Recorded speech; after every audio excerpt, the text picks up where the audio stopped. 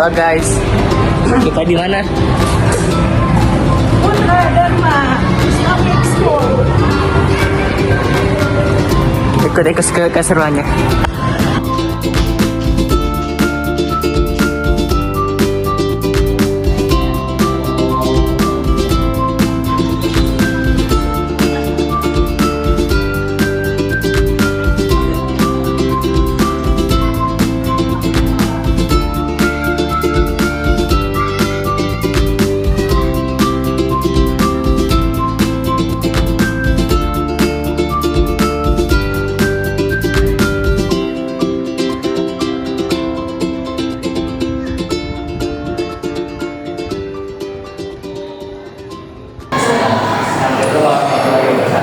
Waalaikumsalam. Kami dari mahasiswa Universitas Muhammadiyah Profesor Terbuka. Ini pengelolaan saya tentang mata kuliah pengelolaan kurikulum. Sebelumnya perkenalkan nama saya Pak Misi. Sebelumnya kalau boleh tahu nama Yusuf. Tumi Susan.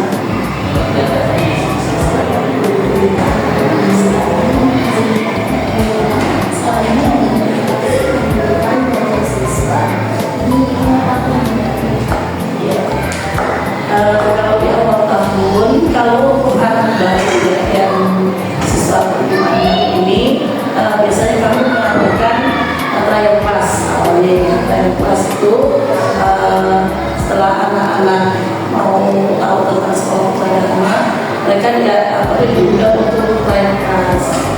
Nah, trial class itu biasanya kami sekalian observasi.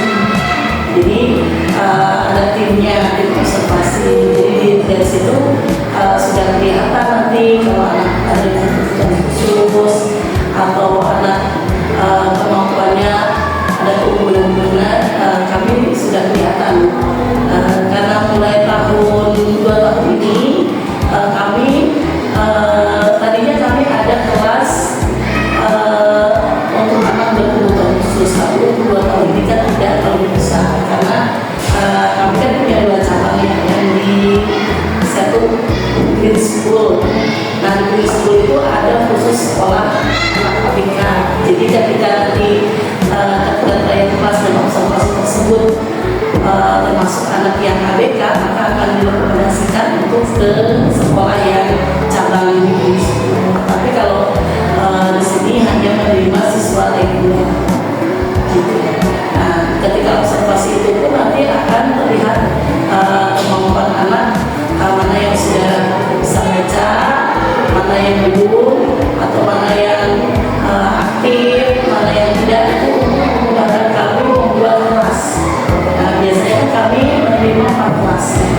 Nah, dengan observasi tersebut kami jadi memudahkan untuk membuat kelas karena kami tidak ada kelas bulan. Jadi meratakan semua kelas. Jadi kalau ada anak yang memang masih butuh bimbingan khusus akan dibagi ke 4 kelas itu agar gurunya tidak terlalu berat.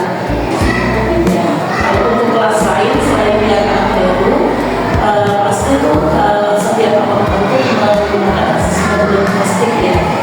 Asesmen diagnostik itu selain dari lanjutan dari guru kelas bawahnya yang menceritakan kepada guru kelas atasnya, kami juga mengadakan asesmen diagnostik.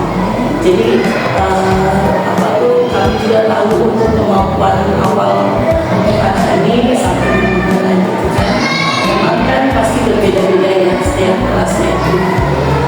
Jadi ada yang memang kemampuannya sudah bagus, ada yang masih perlu bimbingan, gitu ya. Ada yang sudah mandiri, jadi dari awal kami sudah bisa mengumpulkan.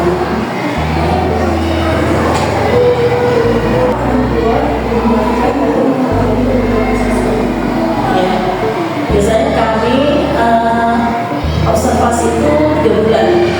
Jadi khususnya untuk anak kelas bawah ya, kelas 1 itu 3 bulan berdasarkan tadi observasi kami. Nanti kan 3 bulan itu ada PTS ya, ada penilaian semester. Nah, di situ kami sudah membuat kesimpulan. Nanti kan orang tua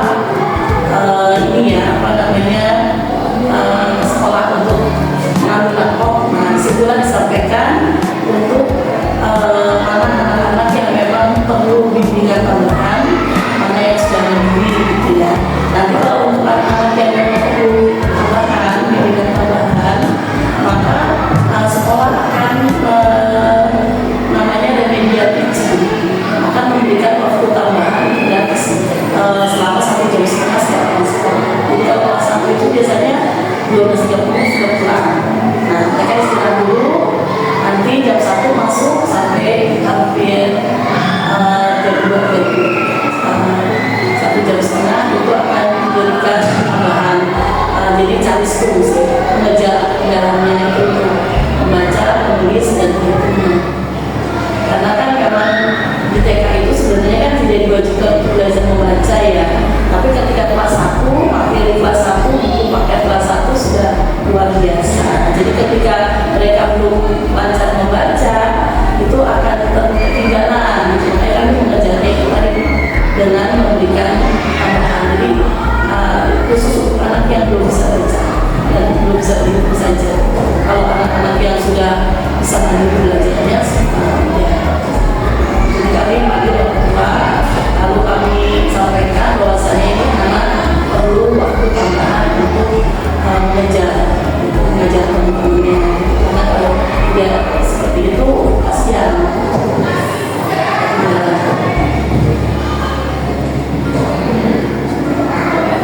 Yaitu di samping bekerjasama sama orang tua gitu. Jadi biasanya kami kalau membaca itu kan memang perlu proses ya. Ada kemarin karena saya juga selain guru, saya jadi guru pendamping kelas 1.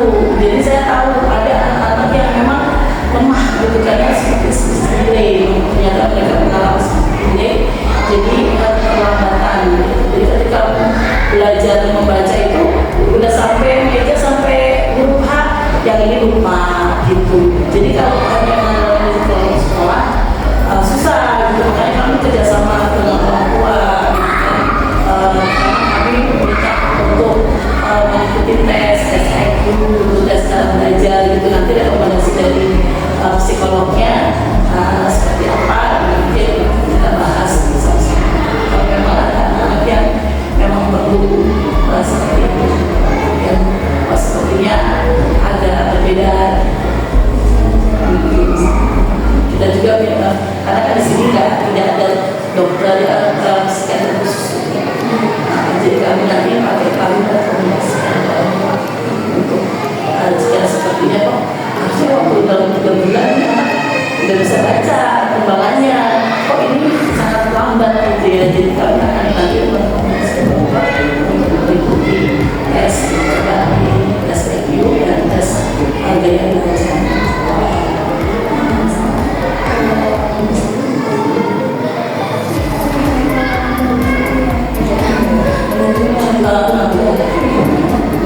Makanya harus komunikasi gitu kan. Pertamanya kita harus ada usaha dulu gitu ya. Nanti memang itu kan sensitif ya gitu ya. Jadi kita ketika dipanggil gitu kan secara pribadi, jangan disampaikan secara ini ya. Panggil mama mau bantuannya ya, ini saya bagaimana ya. Biasanya kalau waktu 3 bulan diberikan tambahan, perkembangannya sudah sampai seperti ini, tapi anandanya kok ini ya belum terlihat peningkatan gitu ya. Muka itu minta tolong mah, coba kita sama-sama ya usaha. Jadi biar lebih tepat lagi kami memberikan bimbingannya. Coba mama ini ikuti tes ini untuk mengetahui gaya belajar. Nanti dari rekomendasinya itu hasilnya dibawa ke sekolah yang bagus. Jadi biasanya ya apa tuh, karena mohon maaf ini kemampuannya sangat ketinggalan. Jadi memang diberi kita infokan kemampuannya itu biasanya kalau anak yang reguler awalnya nggak bisa baca gitu. Tapi dalam waktu 3 bulan kalau kita terus konsisten mengajarkan membaca, itu akan bisa dalam waktu 3 bulan bisa baca. Tapi ternyata ini enggak, ternyata dia mungkin nilai awalnya itu kurang terbuka ya. Atau gimana mah waktu ditanya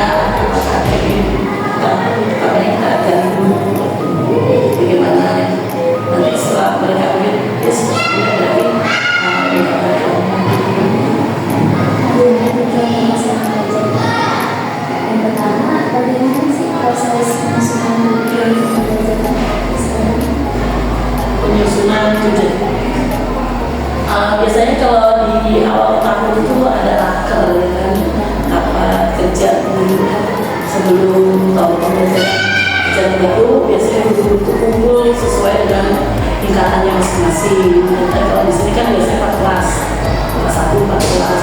Jadi guru itu masing-masing punya kelompoknya. Di kelas 1 ya apa tuh kan kurikulum merdeka ya sekarang ya. Jadi mereka melihat tujuan pembelajarannya secara kalau untuk capaian pembelajaran CP-nya kan sudah ditentukan dari pemerintah ya. Tinggal kita menjabarkan tujuan dari pembelajaran lebih perinci lagi.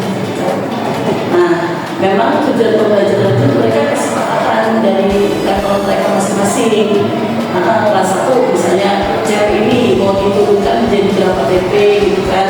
Nah, mereka bersama-sama itu menentukan tujuan pembelajarannya setiap tingkat sesuai dengan kelas masing-masing. Iya, jadi mereka biasanya bagi tugas sih setelah mereka tahu tujuan pembelajarannya apa saja ditentukan, nanti mereka akan baru karena kan kita kalau BSD kan ajarnya semua golongan ya kan, ya IPAS itu kan nanti dibagi deh kamu matematika ini IPA-nya ini gitu. Jadi kamu yang bikin modul ajar yang IPA ini.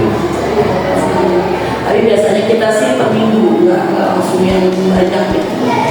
Per minggu bikin gitu ya. Itu pun pakai yang RPP yang 1 lembar aja. Jadi nggak yang modul aja banyak ya. Kalau yang 2020 merdeka itu kita yang dikumpulkan tiap minggu sekian Jumat itu yang paling sama asesmen paling 2 lembar.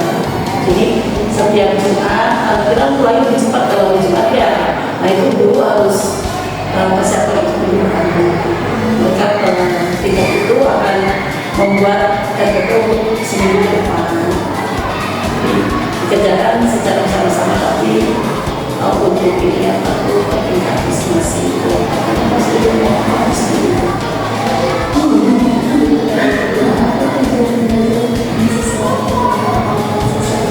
iya betul. Jadi memang kita tidak ini ya, tidak membohongi tiap kelas itu pasti ada yang anak-anak yang memang di bawah ya gitu ya. Makanya walaupun kita sudah mengadakan observasi, kadang ya tetap aja kelolosan gitu kan, ada anak yang memang berkebutuhan khusus. Nah untuk anak yang spesial seperti itu biasanya tujuan pembelajarannya dibedakan.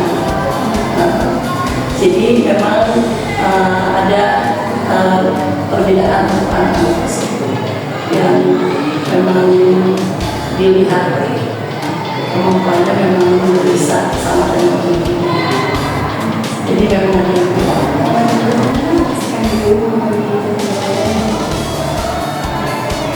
biasanya itu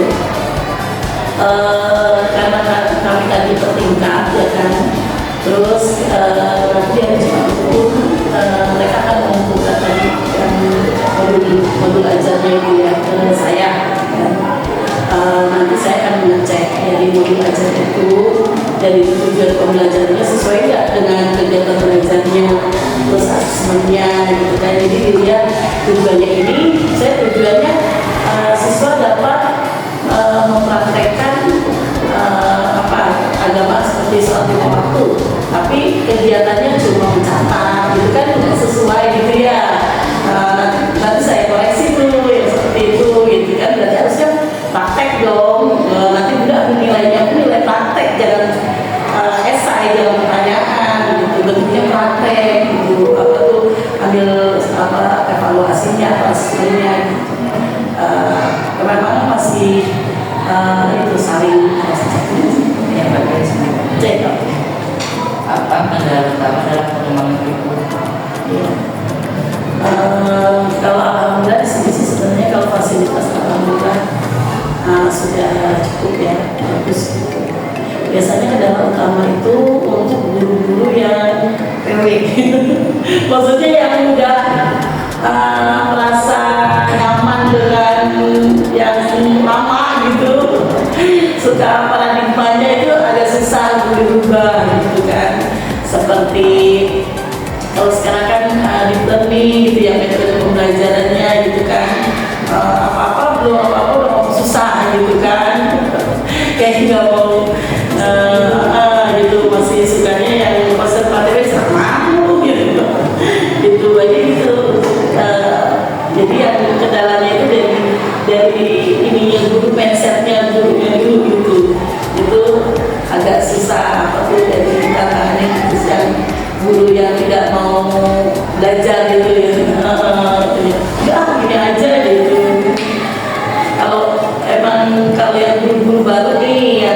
itu yang masih muda-muda itu enak tuh diajak dirinya kan mereka masih yang kalau kita ngomong masih yang dulu gitu kan tahu sama seniornya gitu. Tapi yang kalau yang udah sepantar ya kayak saya sama-sama senior nih yang suka bersih gitu banget gitu gitu udah itu masih jadi gini gitu tidak begitu dari mindset dulunya yang pola pikir tetap punya juga pola pikir berkembang gitu PPD dia pola pikirnya masih ini kan susah untuk berkembang kalau tantangan sama ya itu paling tantangan zaman ya anak-anak yang udah digital kan era digital gitu kan jadi tantangannya itu gurunya harus kreatif gitu kan biar bisa anak fokus ke kita itu harus cari metode pembelajaran media pembelajaran yang menarik untuk mereka gitu jadi kalau cuma kitanya yang mau berubah ya udah jadi belajarnya jadi membosankan kalau udah membosankan kan gimana dia mau masuk pembelajarannya gitu kan nah ini gitu jadi mau kurikulumnya desainnya bagaimana tapi kalau pelaksanaannya di lapangan gurunya dia semangat itu susah gitu kan jadi ya itu katanya sih guru sebenarnya guru yang masih mau berpikirnya tuh nggak mau berkembang mau belajar sedangkan tantangan dari siswa atau siswanya udah yang model agen iya oleh era digital gitu kan yang semuanya serba harus menarik gitu kan dari guru dan ya siswanya yang sudah zamannya yang susah Apakah sekolah memiliki peta kurikulum untuk anak ya jadi kurikulum kami ini ada 3 ya jadi satu kurikulum merdeka yang dari pemerintah yang kedua kurikulum kami yang disebut kurikulum Mentari jadi kami itu bersama dengan Yayasan Mentari jadi kami lebih memprioritaskan kepada 3 pembelajaran sains, matematika, dan bahasa jadi jamnya itu di pembelajarannya lebih banyak di kelasnya pembelajaran lebih banyak jadi nanti ada rapor khususnya dari 3 pelajaran itu kamu mau ya terus sama dalam rapor pertanyaan itu ada namanya project itu nah dalam project itu kegiatannya ada 3 project di situ kreativitas mungkin sama jadi ketika ada pembelajaran tersebut kami belajarnya di luar kelas jadi kalau ada PB jadi jadwal belajarnya dia project dan kami belajarnya nggak di dalam kelas kami adanya di belakang di saung-saung nanti itu bergantian setiap minggu tuh kalau minggu ini Pak masak misalnya masak apa kita udah guru-guru tuh udah tingkat udah mengirimkan selama satu semester tuh apa aja yang mau mereka buat jadi project itu seperti saya membuat sampo dari lidah buaya itu project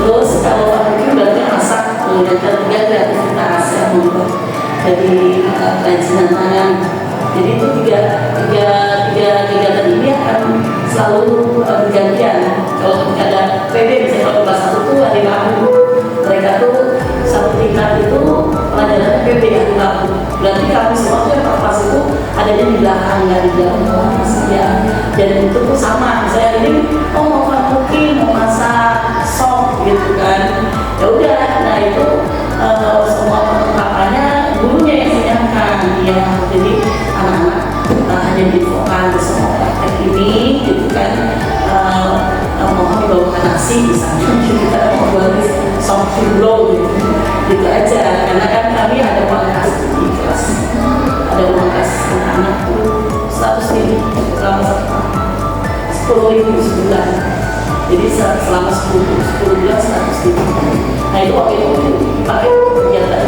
kreativitas memasak itu dari situ terus ada pelajaran CB karakter building kan kami sekolah karakter ya ditulis di depan ya.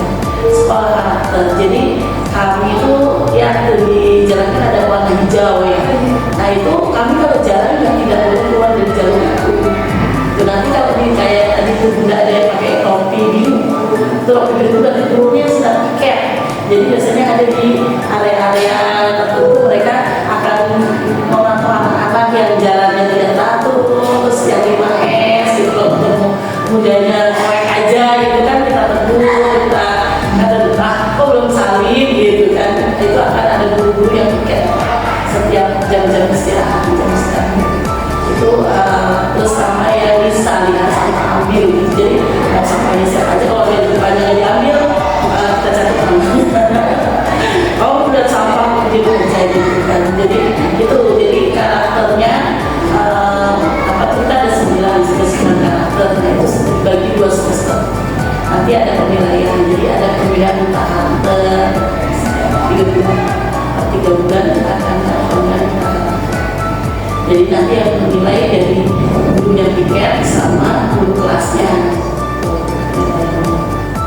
Terus yang ketiga tadi kan 2 ya, 3 kurikulumnya, kurikulum TK, kurikulum tadi, sama kurikulum agama. Kurikulumnya kami menggunakan metode UMI, untuk BTI-nya metode UMI. Jadi kami bekerja sama dengan UMI Foundation gitu untuk target hafalan sama bacaan jilidnya. Jadi nanti kalau anak-anak kita selesai target akan mengkosa. Akan ujikan langsung dari sana, ujinya dari pusat. Atau mau pilih tes jus 30, jus 29, atau yang tatil itu kan tes ajib gitu ya. Itu ada langsung pengkosannya dari pusat. Akan datang di sini, nanti ada acara wisuda. Tapi kalau untuk kelas 6 itu wajib pengkosan. Tapi kalau untuk kelas lain bebas. Kalau merasa sudah, biasanya sih kelas 3 mereka akan mengkosan jus 30. Jadi nanti kelas 6-nya akan mengkosan jus 29. Nah tengah-tengahnya itu mengkosan tatil, itu agamanya. Agamanya itu nanti di rapor agamanya itu selain penilaian UMI itu baca jilid sama target hafalan, ada juga doa harian sama hadis. Nah itu dipegang oleh wali kelasnya, ada bukunya khusus kami buat sendiri. Jadi targetnya 10 hadis dan 10 doa setiap tingkat, beda-beda sampai kelasnya. Itu penilaian ada di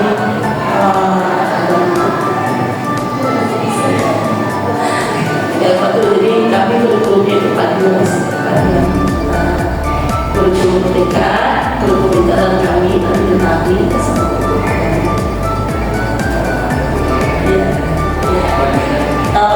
jadi tadi agamanya dengan metode UMI khusus kan memang harus swasta itu harus punya ciri khas, maksudnya lebih dari sekolah yang lain. Kenapa mereka mau bayar sekolah ini gitu kan kalau jadi gratis 17 juta atau segini. Iya 17 juta. SPP-nya memang murah 700. Pasti kalau masuk pendaftarannya 17 juta gitu. Makanya kita bersaing kan, gimana coba lihat kanan kiri semuanya swasta STT. Kalau kita nggak punya keunggulan ya ngapain kita bayar mahal-mahal ke sekolah itu kalau nggak. Nah untuk tahun ini kami baru kerjasama dengan Cambridge. Jadi baru diterapkannya nanti di ajaran baru. Kemarin udah pernah terus kayak bahasa Inggrisnya pun kami dari kami bahasa Inggris itu kami kerjasama dengan komunika disebutnya komunika. Jadi mereka itu khusus guru yang berasal dari area dari Jawa ya. Dia gurunya tidak langsung dari bahasa Inggrisnya. Mereka punya kurikulum bahasa Inggrisnya sendiri. Jadi tetap ada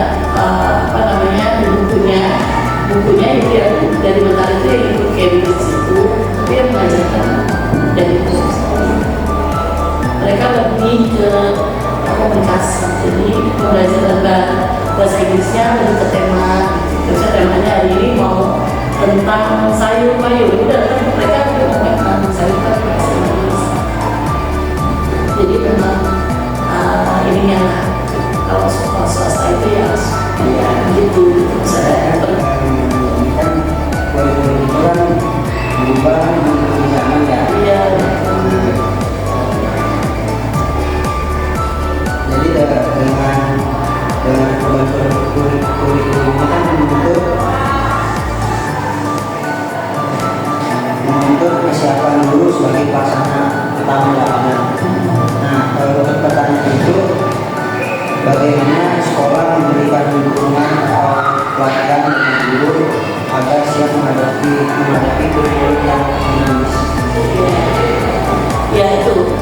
itu bukan ikut mengikuti pelatihan. Seperti kemarin saya kan 3 bulan itu pelatihan yang di learning gitu ya. Itu nanti kita kan harus mengibaskan kepada guru-guru yang ada di sini gitu kan. Selain itu kami kan tadi kerjasama dengan yang Mentari itu yayasan tersebut selain mensuplai buku-buku, mereka juga menyiapkan perlengkapan pembelajaran yang digital juga mereka menyiapkan, termasuk pelatihan gurunya. Jadi kamu tuh hampir tiap 2 bulan itu kamu akan pelatihan dan Mentari, baik melalui online ataupun offline. Jadi kami sering diberikan pelatihan dari Mentari karena kami sudah kerjasama ya membuku dari mereka. Jadi mereka akan mengajarkan juga kita bagaimana cara mudah untuk mengajarkan mengaplikasikan buku tersebut kepada anak-anak. Terus mereka juga menyediakan perlengkapan pembelajaran secara digitalnya. Itu yang sangat terbantu kalau itu dan adanya kerjasama tersebut. Guru-guru itu ya setiap ada yang terbaru gitu kami akan dari pemerintah kepala saya 2 bulan itu dari pemerintah. Nah itu harus kebebasan, harus dilaporkan gitu kan. Itu selama 3 bulannya alhamdulillah. Karena memang kalau kita menyesak aja gitu ya akan ketinggalan. Apalagi kami sekolah swasta ya. Sekarang sekolah negeri itu sudah bagus mereka buka bukannya ini tetap nggak mau belajar ya. Itu nanti kami kan banyak ya yang sekumpulan saya yang memang sudah usia gitu ya. Ya mau nggak mau itu guru-guru tersebut harus paksa gitu kalau mereka mau pilih mana nanti resign sebelum waktunya kalau tidak mau belajar kan gitu. Karena kan setiap tahun ada evaluasi kerja dulu kan. Jadi kalau yang mau nggak mau mereka harus gitu lah. Karena laporannya jelek nih gitu kan. Gitu. Jadi ya alhamdulillah sih guru-gurunya itu walaupun yang agak-agak dipaksa gitu. Karena mungkin karena temen ya sepantaran gitu jadinya anggapnya kayak temen gitu. Tapi tetap dilaksanain walaupun nyubel-nyubel gitu. Jadi sampai ke yayasan dan baru takut. Sering kita mengadakan pelatihan bersama dengan yayasan Mentari. Jadi kami mendukung pelatihannya, perlengkapan media digitalnya dan untuk asesmennya, untuk yang media pembelajarannya. Mereka sudah menyiapkan. Itu setiap berapa bulan ya? Iya. Dan pelatihan itu dengan cara bersama Dengan cara kami ada MOU dengan Mentari. Jadi kami kebanyakan sih pelatihannya dengan yang diselenggarakan walaupun kami sih tadi pembicaranya mereka yang dulu.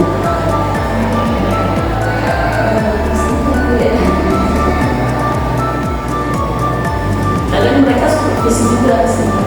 Iya, setiap akhir tahun kayak kemarin semester pertama, semester terakhir itu bulan Desember kan ya. November mereka datang. Mereka tidak perlu masuk ke dalam kelas. Nanti mereka keluar kelas itu mereka masuknya itu sebenarnya sains sama masuk yang Desember masuknya ke sains. Tungguin betul-betul 1 jam. Mereka dulu bawa komputer, dulu juga tahu sampai terakhir sesuai. Mereka bikin apa?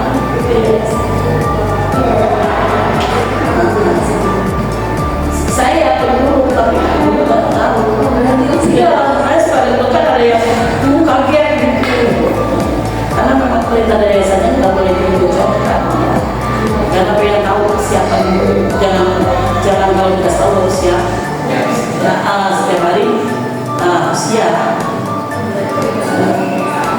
Ya pernah ada yang nggak siap, ada yang akhirnya disampaikan gitu pembelajarannya. lah dari pusat yang satu ada yayasan yang masuk belajar apa ini gitu kan dia itu langsung panggil habis dari itu langsung dipanggil langsung dievaluasi kalau lagi nggak sibuk tapi kalau beritanya itu ya lewat aja lagi ngomong tapi pernah masuk suatu dunia kalau ada pas pegang HP nggak boleh kayak iya katanya sih ada yang problem izin memang nggak terima kalau ada urgent suruh keluar saya izin sama saya udah izin ya ini yang pas di keluar kelas Kalau di sini baru yang HP punya bisa. oh iya anak SMP aja siapa yang boleh kalau SD sekarang sama sekali tidak karena dia belum mau dia dibawa kalau SMP kan kadang buat mungkin dibukukan kenapa dia mau mikir SMP itu tetap tidak Itu ada juga evaluasi atau asesmen apa yang sering dilakukan sebelum ini? ya. Jadi kami ditekankan oleh yayasan. Jadi kami kalau evaluasi atau bikin soal untuk SAS, STS atau SAS itu tidak ada PG, tidak ada pilihan ganda. Jadi langsung isian esai. Karena kalau pilihan ganda anak bisa nebak. Jadi yang aku pikir. Jadi boleh yang lain selain PG. Terus yang kebanyakan sih kami asesmennya praktek ya, jadi seringnya praktek kayak karakter itu kan itu praktek ya bukan teori, jadi keseharian dengan observasi dengan observasi melakukan atau membuat proyek lebih seringnya seperti itu. Jadi kalau tes itu ya hanya untuk itu aja apa pas ketika STS mati tengah semester atau SAT semester akhir semester. Kalau untuk harian kami lebih seringnya praktek. Ada nggak sih kendala potensi yang paling sering muncul pada saat dulu mencoba menerapkan pertundaan dan bagaimana solusinya?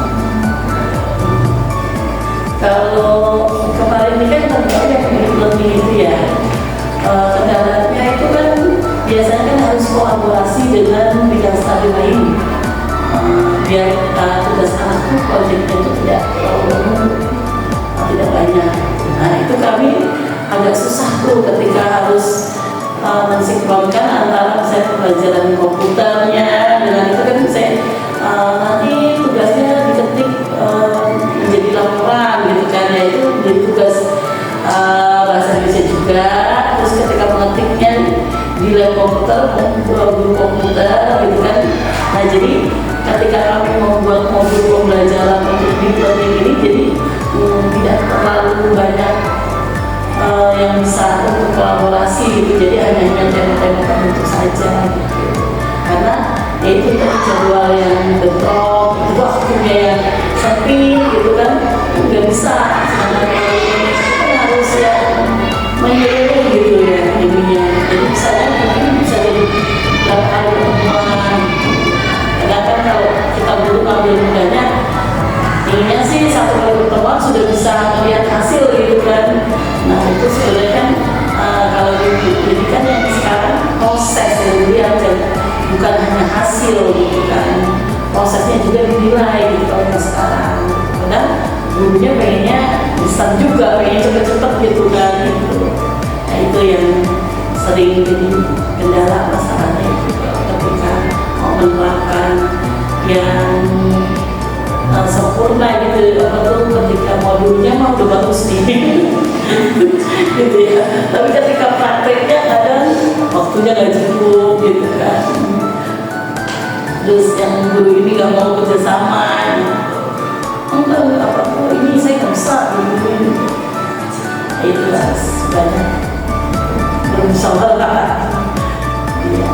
Terus kemudian kan ini memakai buku perpaduan ya. Iya. Tadi bagaimana sekolah melibatkan orang tua dalam mendukung keberhasilan kurikulum yang saya jalankan. Kami biasanya ketika tahun ajaran baru itu akan mengundang orang tua murid. Kalau kelas 1 biasanya di awal kan sekaligus sosialisasi kurikulum sekaligus program selama setahun ya. Nah, sama kelas-kelas lain pun akan diundang orang tuanya tingkatan di kelas 1, kelas 2, kelas 2. Nah disitulah kami akan mensosialisasikan kurikulumnya sekaligus program kegiatan selama setahun. Jadi setiap kami gambaran besarnya sudah kami jelaskan nih, gitu kan. Nanti selama setahun ini akan kami berikan gambaran juga kayak kalian gitu, ada program selama setahun.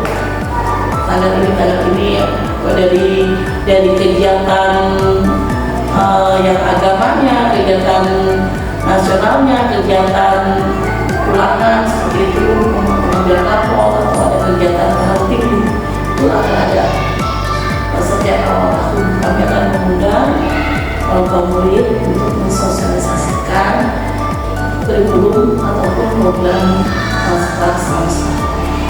Dan biasanya kami akan ada kegiatan-kegiatan yang memang melibatkan orang tua murid. Jadi kami itu biasanya setiap tahun itu mengadakan extravaganza. Seperti kemarin kami mengadakan lomba jalan santai, lomba tumpeng gitu, yang memang melibatkan orang tua. Atau ketika ada Father's Day ya, hari ayah gitu, lomba-lomba yang ayahnya harus datang gitu kan. Atau pernah kami juga mengadakan ini orang tua murid ketika hari guru mereka mengajar di kelas yang dia orang tua murid kan biasanya kerja tuh. Ketika mama sampai sekelas itu 4 pelan mereka boleh nggak sendirian, takut jangan sendirian bu, jangan enggak kata gitu, berempat nih terserah mama mau mungkin dah mau ngajarnya apa, mau pinter banget mau makanan biar jangan berisik biar tutup. Ya saya kalau ngajar begitu bagus banget. Terus habis itu komentarnya, ya Allah bunda saya cuma 1 jam aja, saya capek gimana bunda ya sendirian dari tiap hari dari jam 7 sampai jam ini nggak kan. Jadi mereka akhirnya jadi menghargai kita gitu kan, mereka sebentar aja mereka capek gitu kan, anak pusing gitu, apalagi yang kelas bawah ya yang nggak bisa diem gitu, mereka akan timbul rasa menghargai itu. Komentarnya kan dibuatkan buku ya, kesan-kesannya gitu ya, luar biasa mereka, masya Allah ya Allah kita cuma 1 jam tapi gimana bunda ya gitu. Jadi apa tuh kita akan setiap tahunnya akan ada kegiatan-kegiatan yang memang melibatkan orang tua. Selain sudah disosialisasikan menjadi awal tahun dan di dalam perjalanan setahun itu pun akan banyak kegiatan memang melibatkan orang tua. Apakah ada rencana jangka panjang sekolah ke depannya terkait pengembangan kurikulum untuk menghadapi tantangan global? Iya, itu dari kami kedepannya akan bersama Cambridge dan akan menerapkan diri luar. Jadi mau menerapkan dengan yang kami kan masih bahasa Indonesia nih untuk menyampaikan materinya ya. Kalau nanti waktu awalnya kan kita Cambridge kan gurunya harus belajar dulu nih.